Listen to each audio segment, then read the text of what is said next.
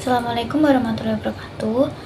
Perkenalkan, nama saya Ririn Sulistioniksi. Saya dari Offering P.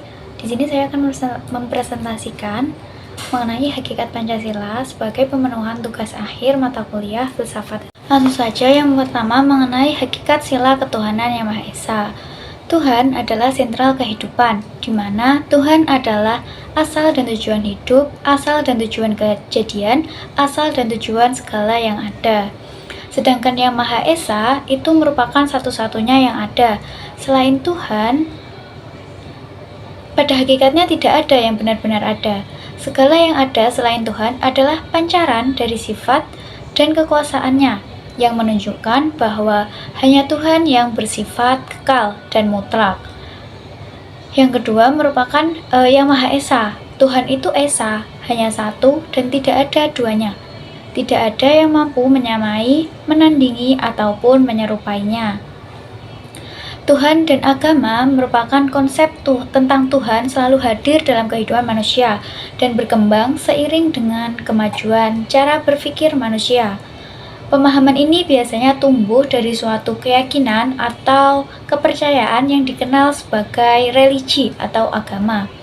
Oleh karena itu, konsep bertuhan seringkali dianggap identik dengan beragama. Agama sendiri adalah ajaran yang bersumber dari kitab suci yang disampaikan oleh seseorang nabi. Maka, untuk disebut sebagai agama, suatu ajaran harus memiliki kitab suci dan nabi sebagai pembawanya. Sementara itu, kepercayaan terhadap Tuhan yang tidak merujuk pada kitab suci atau nabi tidak disebut sebagai agama, akan tetapi dikenal sebagai penghayat kepercayaan terhadap Tuhan yang Maha Esa. Di Indonesia, selain penganut agama-agama formal, masih ada kelompok masyarakat yang menjalankan keyakinan kepada Tuhan melalui jalur tersebut. Masyarakat di Indonesia merupakan masyarakat yang berkebutuhan. Sejak zaman prasejarah, masyarakat Indonesia itu sudah mempercayai Tuhan, yang terbukti dengan ditemukannya punden berunda bersamaan dengan fosil-fosil manusia purba pada masa itu. Beberapa kerajaan yang pernah hidup dan berkembang di Indonesia pada zaman dahulu adalah kerajaan yang berbasis agama, seperti kerajaan Hindu Buddha, dan Islam. Di masyarakat Indonesia, berbagai macam agama dan kepercayaan terhadap Tuhan yang Maha Esa telah hidup secara damai dan berdampingan sejak dahulu kala. Kehidupan masyarakat Indonesia juga dipenuhi dengan kegiatan upacara-upacara keagamaan, di mana hampir setiap rumah atau keluarga memiliki bangunan tempat beribadah, mencerminkan kedalaman spiritual dan komitmen mereka terhadap keyakinan masing-masing agama. Aktualisasi nilai-nilai ketuhanan yang Maha Esa yaitu yang pertama, percaya dan bertakwa kepada Tuhan yang Maha Esa menjadi dasar kehidupan manusia, dengan tetap menghargai kebebasan setiap individu untuk memeluk agama dan juga menjalankan ibadah sesuai keyakinannya masing-masing.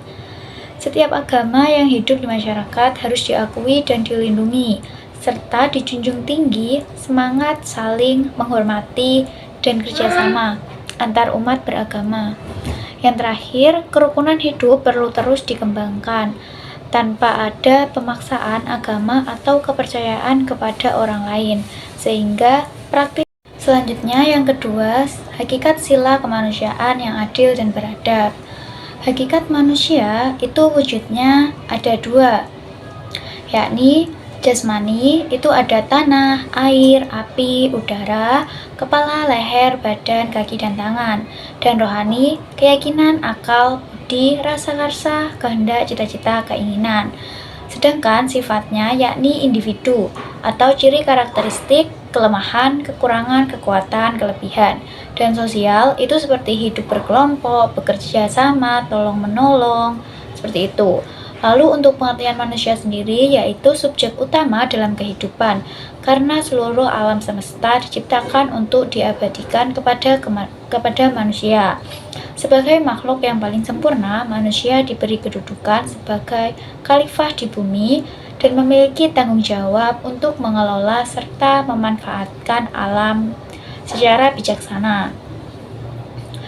Oleh karena itu, penting untuk memanusiakan manusia, yaitu menempatkan, menyikapi, dan memperlakukan manusia sesuai dengan harkat dan martabatnya. Setiap manusia harus dihormati dan dihargai sebagai manusia dengan pengakuan penuh terhadap nilai-nilai kemanusiaan yang melekat pada setiap manusia. Masyarakat Indonesia adalah masyarakat yang berkemanusiaan, saling menempatkan manusia sebagai makhluk utama adalah prinsip yang dijunjung tinggi dalam masyarakat, khususnya di Indonesia, di mana penghormatan dan juga penghargaan ini terhadap harkat dan martabat kemanusiaan menjadi hal yang fundamental. Masyarakat Indonesia tidak pernah memandang rendah bangsa lain, bahkan dikenal dengan keramah tamahannya. Perlakuan terhadap manusia dilakukan secara beradab, baik itu saat masih hidup maupun setelah meninggal dunia. Manusia yang sudah meninggal diperlakukan dengan baik secara jasmani maupun secara rohani. Jasadnya dihargai dan dipelihara dengan baik, sementara rohnya dijunjung tinggi. Dalam tradisi mereka, dipanggil dengan sambutan almarhum atau orang yang dikasihi, swargi yang berada di surga atau jinatul ahli surga, mencerminkan penghormatan yang mendalam terhadap mereka yang telah tiada. Untuk aktualisasi nilai-nilai kemanusiaan yang adil dan beradab, yaitu yang pertama, nilai-nilai kemanusiaan itu mengajarkan untuk menghormati martabat setiap individu sebagai makhluk Tuhan. Dengan mengakui persamaan derajat, hak, dan kewajiban tanpa membeda-bedakan suku, agama, jenis kelamin, atau status sosial. Yang kedua, yakni sikap saling mencintai, tenggang rasa, dan tanpa selera harus dikembangkan, serta menolak sikap semena-mena terhadap orang lain. Kegiatan kemanusiaan harus digemari, dan keberanian untuk membela kebenaran serta keadilan perlu dimiliki. Yang ketiga, selain itu tadi, kita harus merasa sebagai bagian dari umat manusia dan mengembangkan sikap saling menghormati serta bekerja sama dengan bangsa lain.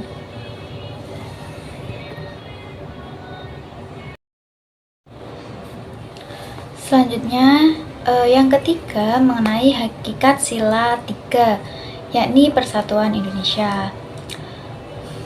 Persatuan itu terdiri dari berbagai satuan seperti suku, daerah, agama yang memiliki ciri khas masing-masing. Meskipun berbeda, manusia perlu bersatu untuk membantu dan saling bekerja sama. Persatuan itu ada dua. Yang pertama, persatuan antara manusia dengan manusia lain. Yang kedua, persatuan antara manusia dengan tumpah darah dan tanah airnya. Tanah tumpah darah ini merupakan tanah kelahiran, sedangkan tanah air merupakan tempat kehidupan perpaduan antara keduanya. Itulah yang membentuk rasa kebangsaan, cinta tanah air, dan juga nasionalisme. Indonesia itu kan awal mulanya merupakan nama yang digunakan dalam Journal of the Indian Archipelago and Eastern Asia tahun 1850 untuk menyebut penduduk Kepulauan Hindia atau Melayu waktu itu. Nama ini mulai digunakan oleh tokoh-tokoh pergerakan seperti dalam Perhimpunan Indonesia dan Partai Nasional Indonesia, serta ditegaskan dalam Sumpah Pemuda. Sejak itu, Indonesia ini menjadi nama bangsa dan negara bekas jajahan Hindia Belanda dari Sabang hingga Merauke. Konsep Indonesia itu bersifat dinamis dan terus berkembang mengikuti zaman. Masyarakat Indonesia sendiri merupakan masyarakat yang majemuk, terdiri atas berbagai suku, budaya, daerah, dan agama yang berbeda-beda. Keanekaragaman ini itu tidak menjadi penghalang untuk tetap hidup rukun dan bersatu sebagai bangsa. Justru dengan adanya keberagaman itu tadi, Indonesia ini dipandang sebagai kekayaan sosial budaya yang melengkapi kekayaan alam Indonesia yang sangat amat melimpah.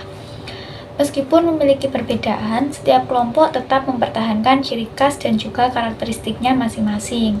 Persatuan dalam keberagaman inilah yang menjadi kekuatan bangsa Indonesia, sebagaimana itu tercermin dalam semboyan Bhinneka Tunggal Ika, yang berarti berbeda-beda tetapi tetap satu jua. Untuk aktualisasi nilai-nilai persatuan, yakni yang pertama itu menjunjung tinggi persatuan, kesatuan, serta mengutamakan kepentingan dan keselamatan bangsa di atas kepentingan pribadi maupun kelompok. Yang kedua, siap berkorban demi bangsa dan juga negara. Yang ketiga, menumbuhkan rasa cinta dan kebanggaan terhadap tanah air dan bangsa Indonesia. Yang keempat, pastinya ikut berperan aktif dalam menjaga perdamaian dunia yang berlandaskan kemerdekaan, keadilan sosial, dan perdamaian abadi. Yang kelima, mewujudkan persatuan bangsa dengan semangat Bhinneka Tunggal Ika. Yang keenam, itu saling menghormati antara perbedaan suku, ras, budaya, dan agama, serta mendorong kerukunan dan kebersamaan untuk memperkuat persatuan dan kesatuan bangsa melalui semangat gotong royong. Selanjutnya, untuk hakikat sila keempat, yakni kerakyatan yang dipimpin oleh hikmat, kebijaksanaan dalam permusyawaratan atau perwakilan. Kerakyatan itu artinya rakyat, yang berasal dari bahasa Arab ra'iyah, ya, yang salah satu artinya adalah kepemimpinan. Kerakyatan adalah kepemimpinan rakyat, yaitu rakyat adalah pemilik kedaulatan atau kedaulatan rakyat. Selanjutnya itu mengenai hikmah, kebijaksanaan, kecerdasan, akal budi, akal sehat, kecerdikan. Hikmah secara filsafat bisa berarti penggunaan suatu pengetahuan, yang pastinya penggunaannya itu dengan benar. Kebijaksanaan secara arif dengan mempertimbangkan kepentingan dari masing-masing kelompok yang berbeda. Permusyawaratan atau perwakilan itu dilaksanakan dalam forum musyawarah untuk mencapai keputusan atau kesepakatan bersama. Forum musyawarah itu dengan menggunakan sistem perwakilan yang representatif, menghimpun perwakilan dari berbagai kelompok atau golongan. Masyarakat Indonesia itu suka bermusyawarah. Sejak dulu menjunjung tinggi dan menempatkan kepentingan rakyat sebagai kepentingan bersama. Semua keputusan dan kebijakan yang diambil itu harus diabadikan dan dapat dipertanggungjawabkan kepada rakyat sebagai pemilik kekuasaan tertinggi.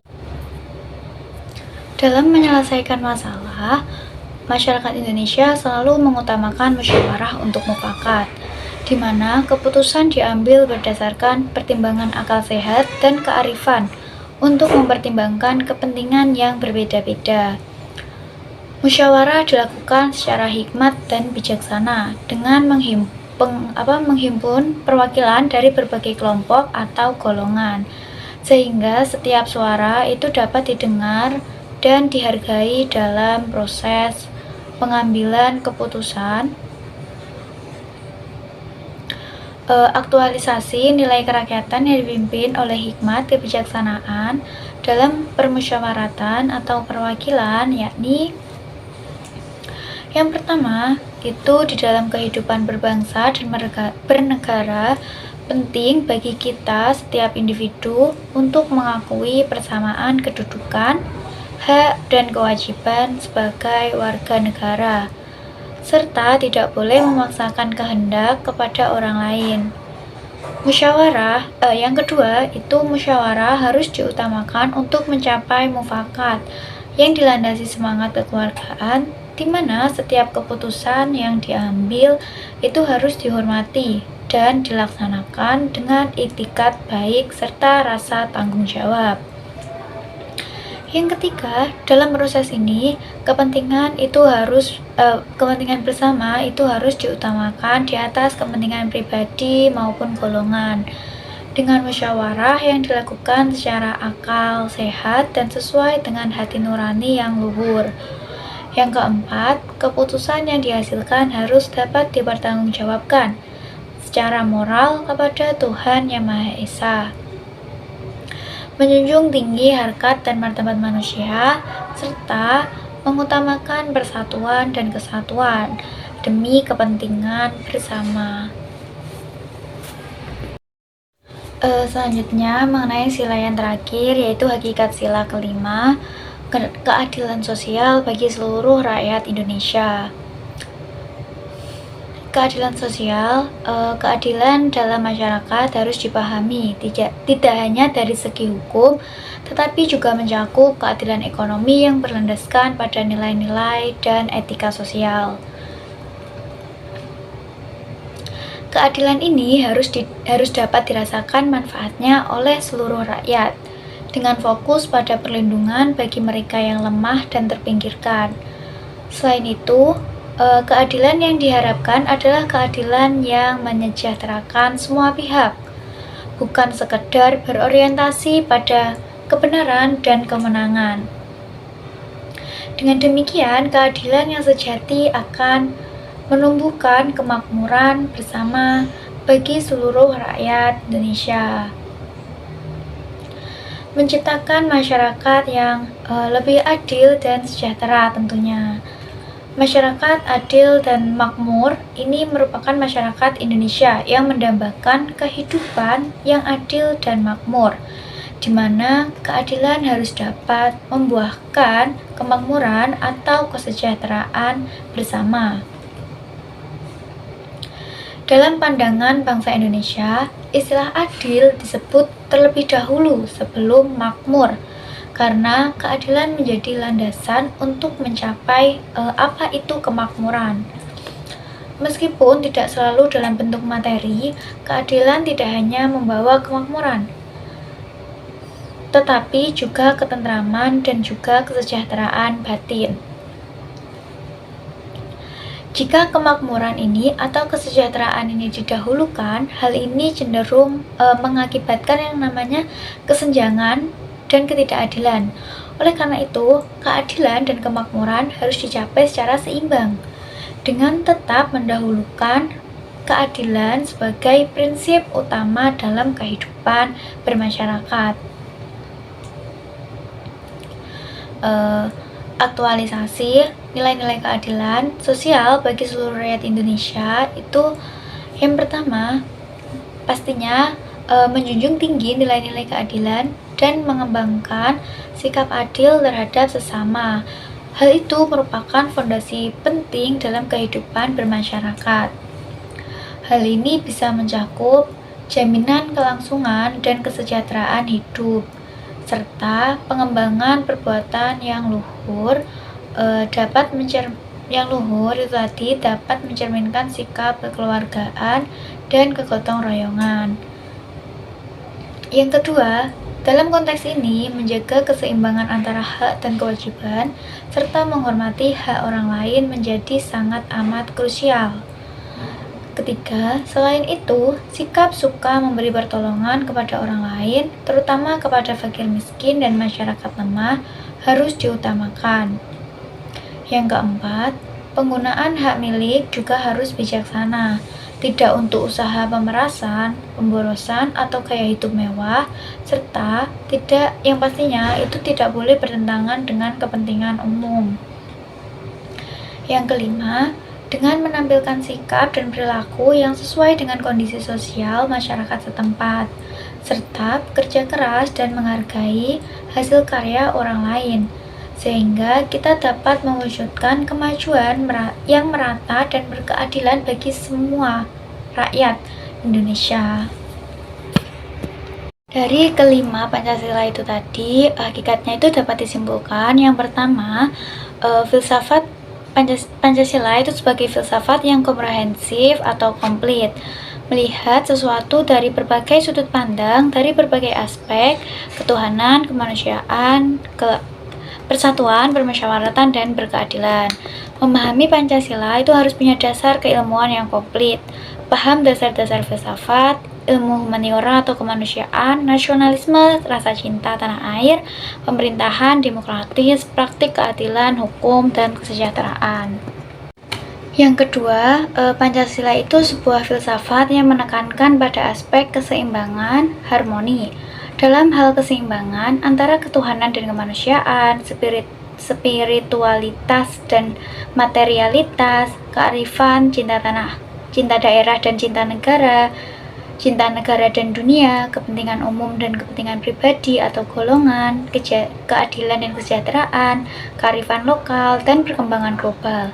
Seimbang, harus seimbang, jangan overdosis atau kecintaan terhadap sesuatu menjadi benci kepada yang lainnya. Menjaga harmoni keseimbangan itu sulit karena manusia cenderung overdosis. Di samping itu tadi, ini yang ketiga, di samping itu tadi, komprehensif, harmonis, Pancasila itu sangat ideal.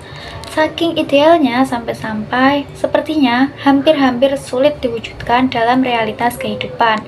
Hampir tidak mungkin terwujud saking idealnya, tidak mungkin 100% terwujud sempurna. Namun bisa terwujud dengan kita melaksanakan atau menerapkan aktualisasi nilai-nilai Pancasila tadi dari yang ke-1 hingga ke-5. Baik, terima kasih. Sekian dari saya, Ririn Sulistioningsi. Apabila ada kesalahan, baik disengaja maupun tidak sengaja, saya mohon maaf. Wabillahi taufik walhidayah. Wassalamualaikum warahmatullahi wabarakatuh.